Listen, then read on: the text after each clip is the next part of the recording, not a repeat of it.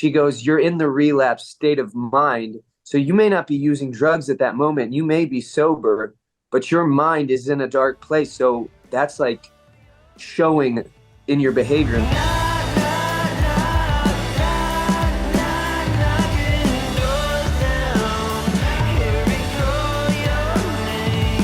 This is the Knockin Doorz Down podcast. From adversity to success, from addiction to recovery, from mental health struggles to prosperity, we explore it all. Of course, your host, Jason LaChance here. A nice bonus episode for you guys. Going to be doing more of these frequently, of revisiting some past guests, how their progress is going. And my man, Josh Datant, on with me today. Not only are we going to unveil, because people just heard a little snippet there for the intro, Josh wrote that song, so the bonus episodes gets its own version of Knockin Doorz Down, kind of a challenge I threw at you, and we're going to talk more about that later, but want to check in with you, man. How you doing? What's good with life? I'm good. So I did have a relapse. I had a minor relapse, yeah. That's and all right. It wasn't minor, actually. It wasn't long. It wasn't long, but it was enough of a relapse that it like scared me. And I was like, what am I doing? You know, I immediately freaked out and just, yeah. I mean, do you still have me on your screen, by the way? Yeah, I see you, brother. Okay, cool. I had somebody trying to get a hold of me through another thing. And anyway, sorry. That's all right. Technology. Right. But yeah, it was short-lived. Thankfully, fortunately, I like thought about it. Just like I had a moment where it was like, usually I wouldn't have thought about it. I would have just kept going. My relapses tend to last a little while, but this one wasn't very long. I had a couple things happen, and I was just like, what the am I doing? Like, all this work over a year of sobriety, and I just blew it, like, for this. You know what I mean? Like, Yeah. and it was scary. It was like I flatlined for 40 seconds because it had been so long. I overdosed, and yeah. So yeah, I'm picking up the pieces, and I mean, I haven't really told anybody. Very few people know. Amanda actually knew because she got involved. She intervened in a way, like she was. She set me straight, as a matter of fact. She basically told me, if you relapse again, that is it. There's no more working relationship. Now, she did say, I will always love you and always be your friend. Like, I'll always be supportive of you as a person, but you have a lot riding on this. Like, our working relationship will cease to exist if you relapse again, because I just can't have that in my life. Yeah. And so that was like a giant eye opener, because no one's ever told me that before. You know what I mean? I've always been enabled, but Amanda, I think, is she's so strong mentally with her boundaries. You know what I mean? Because in the past she's had boundary issues, so that, you know, so now, like, it's different for her, where she was just like, yeah, boundary, no relapses, or else you don't work with me. Like, Yeah. and so, and that alone, plus my family and my children, was enough for me to be like, yeah, this is silly. Like, I don't need to be doing this. I don't know why I did it in the first place. Experiment gone completely awry. And I was I'm going to challenge you. Hold on. Give me a sec. We're talking about Amanda Cassie Cryer, former guest. She was the last two episodes of last year. Okay, you're taking it from a guy that, if I probably counted, I've got maybe 5 relapses. You know, which, granted, people go, "Oh, it's alcohol." Yeah, it's not fentanyl. Okay, so yes, I had that, and, you know, it being more social, whatever. I would just challenge you not to look at it as any kind of failing. It sounds like you're learning from it. Does relapse have to be a part of recovery? No. I know many people got help, whatever it was, never went back. I'm not one of them, and it's okay, because you are learning some things. And I think that setting of a boundary, you know, as far as what the accessibility of someone like an Amanda would allow to you, is such a good thing. And I don't know about obviously with your wife and your family and all the concerns there too. I don't want to dig too deep, but these are all really good things. Like it's good you're here for one. Thank God. Okay, because I didn't want that call. All right. I had a feeling our text messages, the language was a little different, and I was like, oh shit, okay. Well, he'll let me know if he wants to let me know. Because I'm here for you to the best of my ability. So I Thank you. I think this is a really good time to continually challenge yourself. What was it there? I had to look at for me, what were those trigger points? What were the things? The people pleasing. Oh yeah, I love to be loved. I don't want people being like, "Oh, I don't want to be in your life." It was all the bullshit, man. That in the grand scheme doesn't matter. You know what I'm saying? Yeah. Well, I know, I absolutely know what it was. It was the holidays. My Mm, brother's birthday is over the holiday. He's not with us anymore, as we discussed in the last podcast. So that was a trigger. We were supposed to spread my brother's ashes in Los Angeles. That didn't happen. And then I was with my mother, and my mother is a major, major trigger for me. We do not get mm, along. We do not see eye to eye. We have very different opinions and ways of looking at everything, life as a whole. Um, and so when I'm around my mom for too long in close quarters, like I get very, very upset. I get uptight. I get frustrated. I start getting anxious. I start getting angry and restless, irritable, and discontent. Now, I have to say here, it's not my mother's fault. By no means am I blaming my mom. My mother is not responsible for my relapse. I am. I hold myself accountable. I hold myself personally responsible. But there's just certain things, people, places, and things I cannot be around for too long. Otherwise, I start to get squirrely and I start to get in my head and I start to. And yeah. so, unfortunately, I won't be taking any vacations with my mother anytime soon.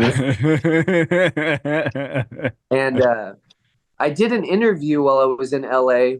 And the funny thing is, during the interview, I was completely sober. Now, I was using while I was in Los Angeles, but for that interview, I was sober. But I don't know, like I was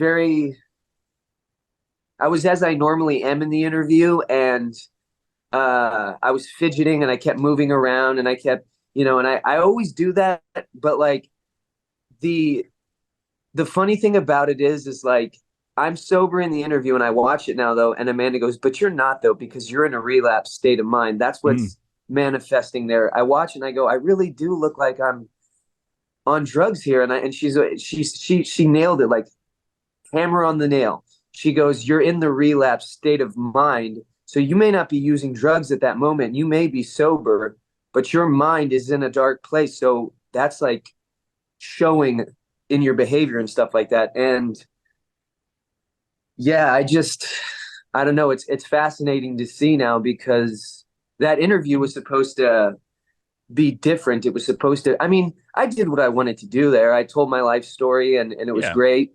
But I saw but it. oh, good, good. But I was in a dark place mentally, and I think that it very much shows. And so a lot of the comments are like, "He's definitely on something," and I'm like, "I'm not on anything. I'm just in a weird headspace." But I Right. guess you know, Yeah, I had seen somebody else that another podcast that I produce. They recently guested on the podcast that I produce, and they did the same one you're talking about, which we're not going to mention the name because A, they don't need the support, and it does pretty well. And B, if you want to hear Josh's story, click the link in the description because it's the full episode with Josh and I digging into that. Um, but she wasn't completely clean and sober either at that time. She was but telling her story and I guess I kind of picked up on it. I guess I've been around it enough, but it's kind of like I had a feeling, my brother, but I didn't want to invade because it's just me. Some people feel that, oh, they should. I'm just not that guy.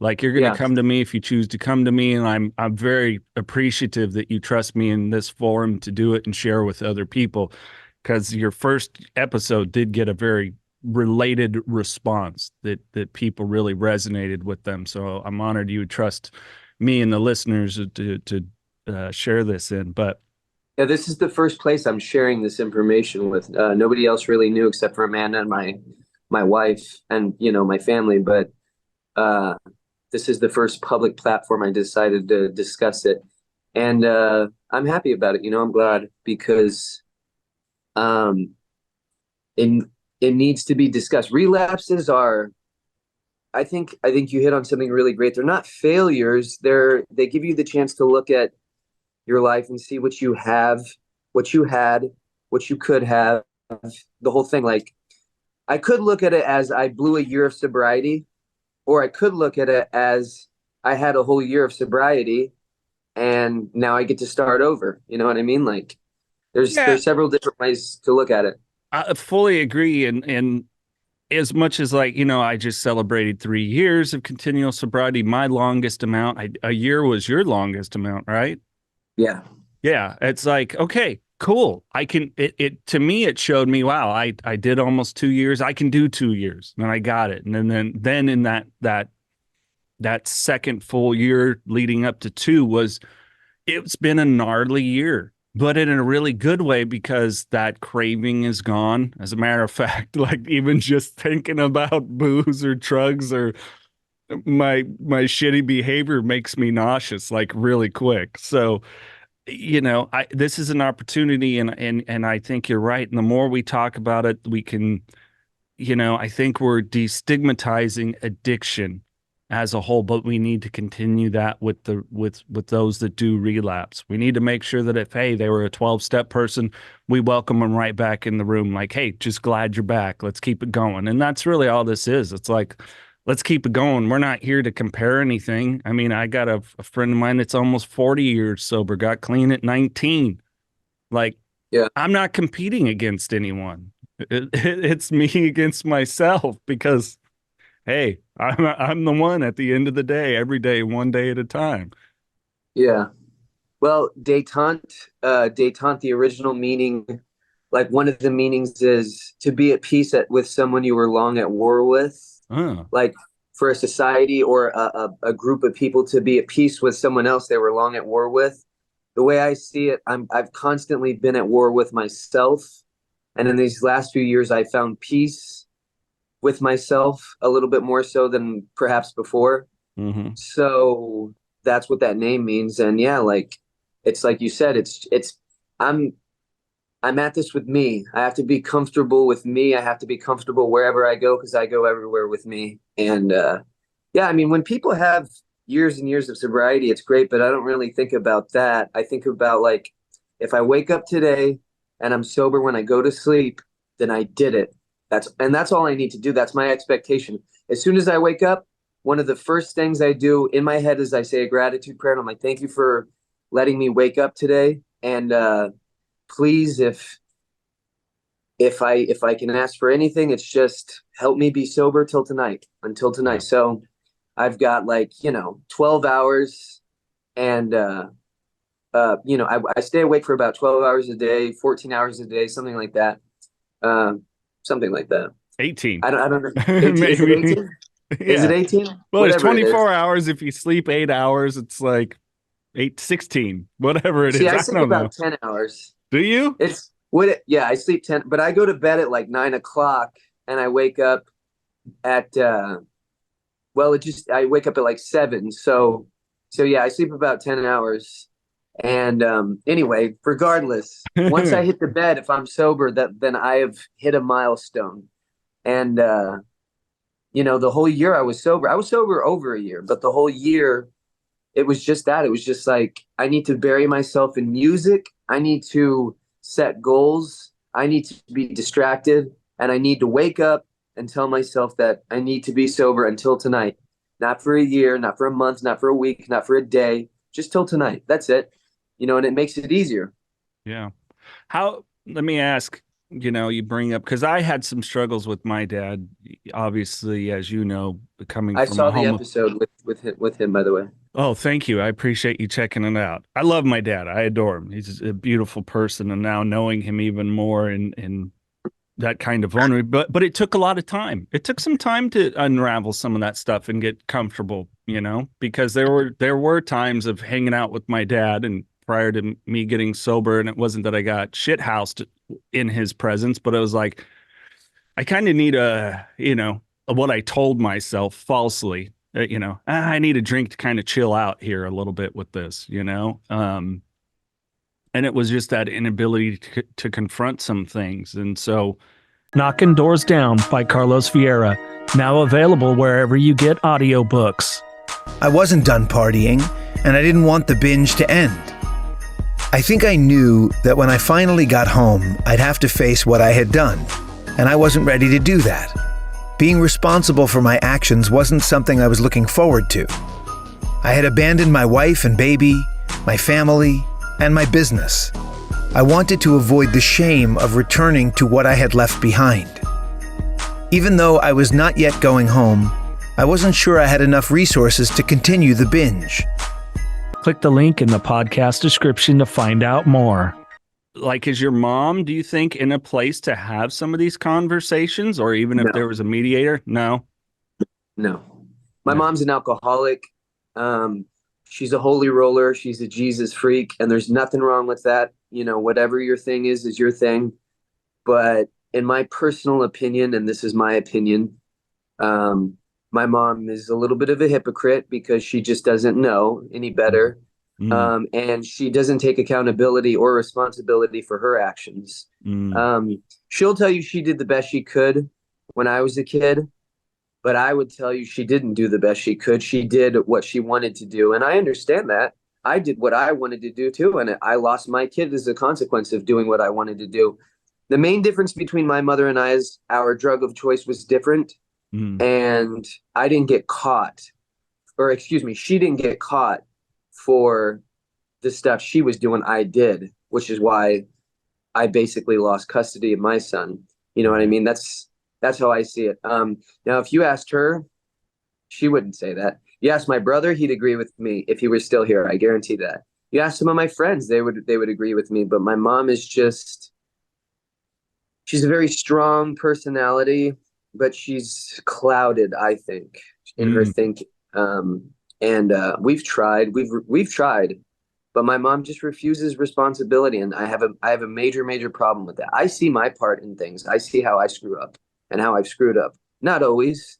Sometimes I'm a little arrogant, but for the most part, I'm willing to accept responsibility for my behavior. You know what I mean? And Right. I can look at something and go, yeah, I up. That was me. That was on me. I did this, but it's just not my mom, you know? Yeah. And I understand what you mean, because hey, I'm a Christian, but I do encounter people that sit and hide behind whatever their religion is, as if it coats or protects them, that's what they state. And my personal perspective is, if you are I'm a person of faith. I don't consider it organized religion, so to speak, but I'm the same. you better be someone that you are a practitioner of, and it's not just a veil of protection for you. You know what I'm saying? Like, for Yeah. me, it strengthens my vulnerability. It's not a coat of armor in the way of, like, piety, like, haha, see how good I am, And I'm not saying Yeah. that that's necessarily your mom. I've never met her. I don't know, but I'm just saying I've seen it. It can be very frustrating. I've encountered people that I've just stopped going to certain, group meetings because there is that piety, and yet they're maybe 20 years sober, but they're still white knuckling it. Like, nothing's changed about their life other than the fact they don't drink or use. Like, I don't want that. I don't want that life. Like, I got clean to have and build a life and change. Mm-hmm. Yeah, well, and I'll give you an example. My mom, when I relapsed in Los Angeles, my mom drank. She got face drunk for a couple of days. And I mean, I get it. She was probably struggling because she was watching me and didn't know what to do. But, like, I just can't explain it. It's like, she apologized too for drinking, but, like, it seems so disingenuous. Sure. And, like, yeah, I went to Los Angeles with my wife like a year and a half ago, and it was great. It was sunshine and rainbows. I had no cravings whatsoever. I was doing good. This was before another relapse I had. And it was wonderful. But I went with my mom, And it's like, as soon as the plane touched down at LAX, I just started building resentments and premeditating a relapse because I just was so angry. My anger, my bitterness, and my frustration was building. And you know, it's not. Again, I take full responsibility. It was my fault. I should have. I shouldn't have even gone on the trip. You know, honestly, like I should have. I think somewhere deep down, subconsciously, I kind of knew it was a bad idea because the last time I went to LA with my mom, it was the same thing, same exact thing. I relapsed. I was upset. You know, I just, unfortunately, my mom and I we don't have a strong enough relationship where I feel comfortable around her for long periods of time. Um, and that's just a boundary I'm going to have to set. Like, if she asks me to go on a trip again, I'm going to be like, no, I'm going to have to say no, you know, I can't do it. I'm sorry. Well, it's not good for me. And you need to know that, like what, you know, like when I've talked with people, you know, boundaries, good word. I like to use accessibility, like what part and place or, you know, can you allow people within your life? Maybe it's if your mom's in town and it's like, oh, I want to see my grandkids. Okay, but you got to show up, you know, can't reek of alcohol, can't be drunk, you know, give me some clean thing, a little bit of time, you give space, does the visit, whatever it is. You know, I don't know. But I've had to make that. There's some people that the accessibility is the only conversation you're getting out of me is, what do you think of the weather? Whereas very few select people pretty much get almost everything, you know? So it's just, for me, that's just how I've looked at it is, you know, when I think like boundary, it's like someone's out altogether. So I don't know. It's tough, man. It's tough. You know, I mean, I wasn't in my addiction when my dad finally got sober. So I know what it's like having a parent that's an addict, but I can't stand in your shoes in any way. You know what I'm saying? Yeah, and I mean, I don't know what it's like for my mom. You know, I'm as bitter as I am. I don't know what's going on with her. Sure. I don't.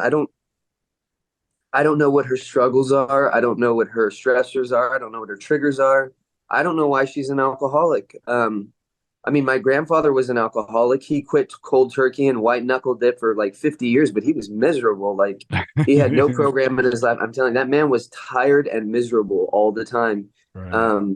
And I think it's because he had no program and the only reason he got sober was because my grandmother gave him an ultimatum. She was like, if you don't quit drinking, I walk. And so that was his thing.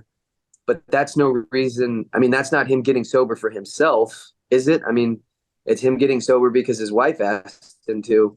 I think sobriety has to come from, you know, in here. It has to be something. And I don't know what's going on with my mom. I'm sure it's very stressful. She has custody of my child now.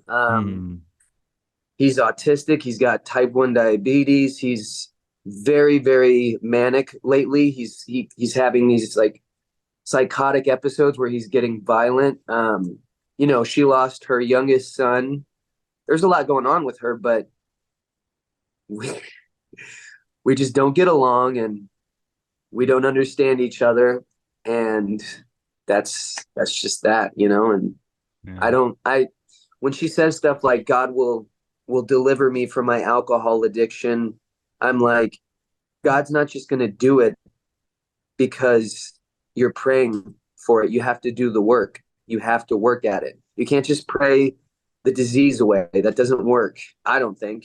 You know what I mean? You have to use the tools God gives you to practice some form of, you know, recovery. That's what it is. You can't just go to church on Sunday and say, forgive me of my sins and help me. And then it just goes away. I you know, like, and that's how she thinks. Yeah. And it's just a major problem for me, unfortunately. I believe in God, you know. Yeah. And I don't think there's anything wrong with her being a, you know, quote unquote devout Christian. I just have a problem with how she practices her Christianity. You know what I mean? Like, it's not the way I practice it. I use tools that God has given us, and I use a program of recovery, and it's it's still the same as it was. It's a little bit of my own thing with the 12-step thing. And actually, I recently got a sponsor at the request of Amanda. She was like, I think you need to get back into AANA. And so I got a sponsor and I'm practicing that. And I did my resentments first. I told my sponsor what happened. He was like, okay, let's work on the resentments first. So that was really cool. My mom and myself were at the top of the list. And so that was interesting. I think I have more resentments on myself than I do anybody else or anything else. Oh yeah. So we're working Sure. through that right now. Sure. But yeah, just I don't know. It's crazy. Well, just dig in, hey, dig in just as hard as you did with, I mean, your story. Again, people click the link in the podcast description to hear the full conversation with Josh. And I mean, us addicts, man, we're some determined SOBs to get our fix and everything else. And so it's the same kind of determination, just in a different place. And, Yeah. it's like, it's one foot in front of the other and you keep doing the next right thing and odd stuff starts to happen in a really good way that you couldn't plan out, plot out, pray for, or anything else. It just kind of unfolds. The universe starts to unfold in that way. And I think that's when the alignment with, like yesterday, gentlemen, I've got so many different things coming at me. And I just, he's like, what can I do for you? And I was like, Craig, just pray for me. I'm trying to check if these things are ego or God's will and what he wants for me in being of service, and Yeah. time will tell. Time will tell. It'll let me know. Some of this stuff will either backfire or roll into something, and I'll roll with the punches either way. That's just how it goes, man. Yeah. Yeah, absolutely. So can I ask, Yeah, what did you think of the song? the song's dope. So for people who heard the little snippet there at the beginning, when Josh and I first met, I challenged him, you're doing, so much different music. You've written over the years, bands, working, musical scores, all this different stuff. And I was like, hey, write me a rock version of Knockin Doorz Down. And, before we play it, I want like, what place did you go to?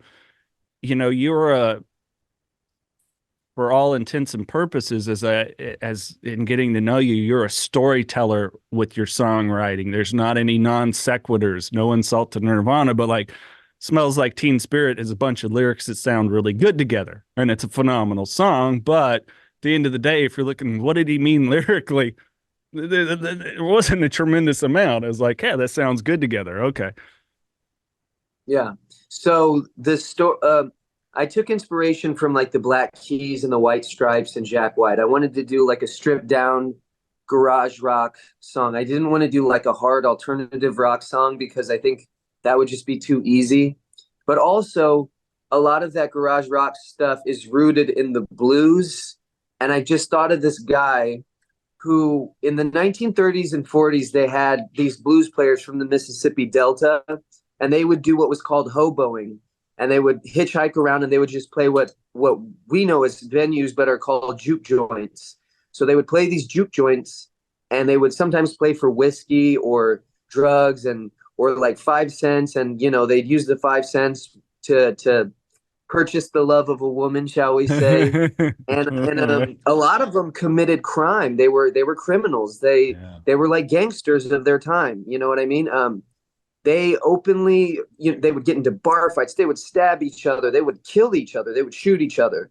So this is the story of a guy who's maybe in the 1930s or 40s, just traveling around, and every now and again might break into somebody's house to steal stuff so that he can continue on his journey to play and just do what he's doing. And so I can't remember the lyrics. It's like, there's a man broken blue, lost his heart, his soul, and his lover too. Is a man free to choose, or is he destined to lose like you? So it's about a guy who's struggling with addiction too, and those guys did have addiction problems at that time as well. Heroin's been around for a very, very long time. So yeah, it is a story. It's not a real story, but there are some elements there. I just figured knocking doors down. This guy's literally knocking doors down. Well, the irony of that is, in Carlos's book, and as I recollect the reading, and if he goes, that's not exactly how it happened, but he was high. The rap song Pimp C's came on and it sounded like good to him. And so here he is high off his ass knocking on doors, like, next one to next one. And that's when he got his, labeled a 5150. That's the clothing brand where the name of that comes from. So it's that interesting irony. And the history of blues in America, I mean, it's so fascinating. Like, like you're saying, Delta blues, Chicago, Texas, all these different areas. And I think most people know the story of the Crossroads, right? Making the deal. Robert Johnson. Yeah, Robert Johnson making the deal with the devil to be such he recorded his sessions in San Antonio, Texas. I didn't know that. Right by my house. Yeah, it was at the Gunther Hotel in room 636, I believe. I didn't know that. His only recorded songs were in San Antonio, and Robert Johnson was poisoned, supposedly, or murdered by a jealous lover of a jealous lover's husband, or something like that. You know what I mean? Like, those guys were wild. They were wild. They were gangsters. They were doing some shit. And it's funny when people talk like, oh, society's going to hell. In some ways, yes, but in a lot of ways, it's vastly improved. Yeah. Well, we were watching the movie Tombstone last night, my wife and I, and I go, can you imagine a time where if you challenged to somebody to go shoot you in the street, they had to accept, but you could do that? Like, you could just literally gun someone down in the middle of the street and there was nothing the law could do about it. Yeah. Like, you challenge someone to a duel, that's it. They accept it, and you go out into the street and just shoot until someone's dead. Like, we have improved. Yeah. You can't do that anymore. The only place I can think that it's similar is like hockey. Yeah. Like, all right, let's get into a brawl. But once you hit the ice, it's over. There's something to break it up. But it's it's crazy. I couldn't imagine going back to that. Oh man. Well, before we drop the song, for anyone, anything else you want to add? No, just everybody keep on keeping on, and one day at a time. If you can be anybody struggling, if you can be sober from the time you wake up to the time you go to sleep, then you have literally completed a milestone. Yeah. And it doesn't matter how long it's been. It could be a year, it could be 2 years, could be 5, could be 10. For me, it is a struggle every single day. As happy as I am and as fulfilled as I can be sometimes, it's still a struggle. I still think about it all the time. I obsess over it. So it's a challenge, but it keeps me on my toes. Well, and I guarantee you that you keep doing it, Josh, it's going to change. Just takes time with that too. Just takes time. Yeah. It's all right. Hey, like I've told someone last week that they were struggling too. And I went, hey, you've already overcome all your greatest challenges. You've survived them all. You're still here. You're still here, And then I threw on them, no outside solutions to inside problems. And they're like, what does that mean? I'm like, figure it out for you. Like, you dick. Well, man, it's really brilliant. And I hope that, more opportunity. And I know the more that you work your recovery, you're going to have so much more. You have so much talent. Like, again, it's the weird stuff about becoming connected to people. I'm a firm believer you and I met for a reason. It could be just this, and we're offering to somebody else that hears this episode or hears the song that we're about to play, and then they're going to hear it every time there's a bonus episode. And, who knows, man? But it's, life is a trip. I don't know where I was going with that. I think I'm just saying I'm glad that I've met you and that I know you. I'm glad I met you too. Well, good. If you're going, this is the last time you're a dick. All right, man. Hey, you introduced the song. Like, what key did you write this in? Did you have a co-writer? What was the production process? I like to know Yes. that stuff. So it's written in the key of A, I believe. Yeah, I think it's A. All right. I don't remember. I often write songs and I forget like what I wrote, because I just play them until they're recorded and then that's it. But I did have a co-writer. His name is Kenny Lane Schwartz. Check him out. He's under Red Fox Recording Studio on Instagram, and you can find him on my, under my platform. He likes a lot of the stuff because I'm always writing with him. Great songwriter. He's in the singer of 311's side project. It's called Los Stellarians. So he plays with 311 a lot, and he's a really great drummer, songwriter, piano player, bass player, just all around great guy. We wrote it in A. Now that I can remember it, it is in A. The story I mentioned and explained what the story was. I took influence from Jack White on the guitar solo, and then some Black Keys elements on the vocals, and that's about all I can say. It's me singing and playing guitar, and Kenny's playing the organ and the bass and the drums. Right on. Well, yeah, send me Kenny's link. I'll make sure to put that in there so people can check him out too. But thanks for doing this, man. I don't know why. Just something in my head went, throw this challenge out to Josh. See what can happen. So here it is, guys. This is Josh's version. Not version. This is Knockin Doorz Down through his words, his musical expression, along with Kenny. Every time there's a bonus episode, you're going to be hearing this tune with the intro and the outro. So, man, I'm really honored that, like our friendship, you're going to be a part of this thing now forever. It's out there in the atmosphere. It's in the ethos. So, The honor was mine. yeah, it's pretty cool. All right, guys, here you go. Check it out.